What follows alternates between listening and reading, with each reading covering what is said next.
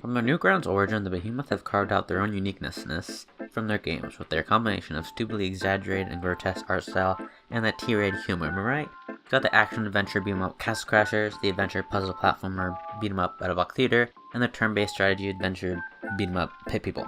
There's also Alien Hominid, but that's still only available on Xbox Arcade, so I'm just gonna pretend that doesn't exist. Each game has its signature difficulty and the common element of getting to beat up anything in your path, like a domestic abuser does to their loved ones.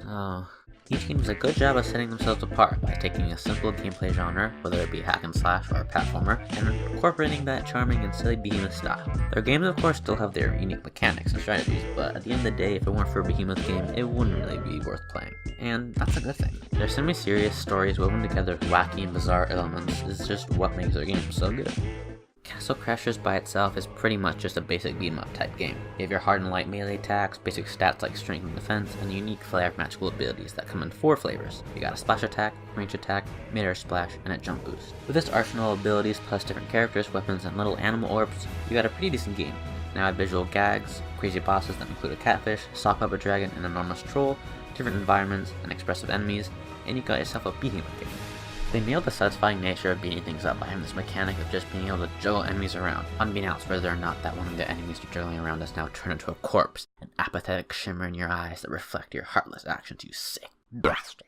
Pretty much the story in Castle Crashers is that a spooky hooded boy steals a massive crystal, and pretty much you're the closest person in proximity to what's occurred, so now it must become your entire responsibility to get the crystal back, plus save a couple princesses and press your helmet against their faces. All in all, the only good thing in this game is the pooping animals. They're scared of dying. Now there are some pretty ugly ass creatures there in this game, like yikes. They got some pretty crusty eyes, just look at them. Although, now that I think about it, and the more I look at them, you can just sort of get lost in how beautiful they really are. Luckily, in their next game, Behemoth decided to take it down a notch on the disgustingness, and focus more on the silliness. BattleBlock Theater takes puzzle platforming and makes it even more fun by provoking deep philosophical thought on how one should dress. Buckle your pants, or they might fall down! Moving on from the cold and silent character roster, minus that wonderfully voiced painter. I'm in your castle. You instead get a well-written narrator voiced by Stampy that acts as your inner voice, and on top of that some crazy, creative cutscenes with popsicle stick puppetry. Pretty much a trillion % of the amazing art goes into the different heads you can bestow upon your feeble body, each one having more powerful emotion on display than the last. Every level in the game was made with the same tools that there are in the decently made level editor, and making levels is honestly really fun. I might just make a video where I just make some BattleBlock levels because of how much I enjoy being a supreme being of creativity that nobody could comprehend. The story this time is a bit more structured, with your best friend being possessed by a hat, you being forced to perform it for an audience, and trying to escape. You also have different modes to play that involves less about hopping around and more about beating your friends into a pulp. With a myriad of game modes, you can do things like collect gold from pooping fish, consume souls, play American football, pigs, covering the level with your essence, Castle Crashers, and King of the Hill. Behemoth made sure that each death has its own beautifully portrayed display, giving utmost effort to display drowning, impaling, electrocuting, saw blading, exploding, and chew-toying. There's a lot to do with the simplistic approach they took with the game's mechanics, and it's all around a decent game to visit from time to time to mess around with. The latest Behemoth game, Pit People, is a great culmination of what they've done so far, coming together as a turn-based strategy game including amazing gibberish and random sounds, like the beautiful songs of fairies.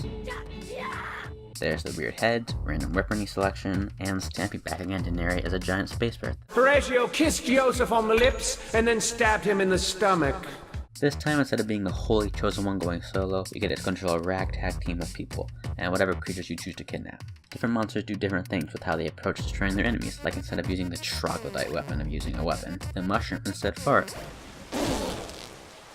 Then there's fairies, cyclops, gnomes, robots, hair trolls, and mama trolls as a cameo from Castle Crashers, gorgons, another Castle Crasher cameo, unicorn, again another cameo, and finally a creature that resembles that Souls versus mode in BattleBlock Theater. Oh, and then you also got vampires and zombies. And also I guess there's humans, which are the superior team member, having the most flexibility with the ability to wield different weapons and use shields. This game of course is a little different pace-wise though, compared to the fast-paced Castle Crashers and the moderately paced BattleBlock. People is pretty slow, and I mean, what do you expect? I say as if you actually said that. You get to just move your little dudes around and they do the rest of the work for you. The different missions and change-ups help keep things interesting and low. Neat little boss battles. The story is a tearjerker, as a now single father tries to save his son who was kidnapped by the scary space fluff. Oops! Butterfingers! And now must do a bunch of stuff. You meet some people, and then kill other people, and other details. On top of that, it's a lot less linear than previous games, with different side quests on each map and different areas to explore. Although BattleBlock and Castle Crashers have their own versions of extra content like player-created levels and having different characters to unlock, Pit People's less rigid setup allows it to get content updates, which is pretty neat. In the end, no matter what Behemoth game you play and whatever genre it is, it's always going to be a unique experience, and will probably be somewhat traumatizing because of either the horrifying art direction or the insane difficulty modes. Trust me, it's incredibly frustrating and you're gonna want to kill yourself.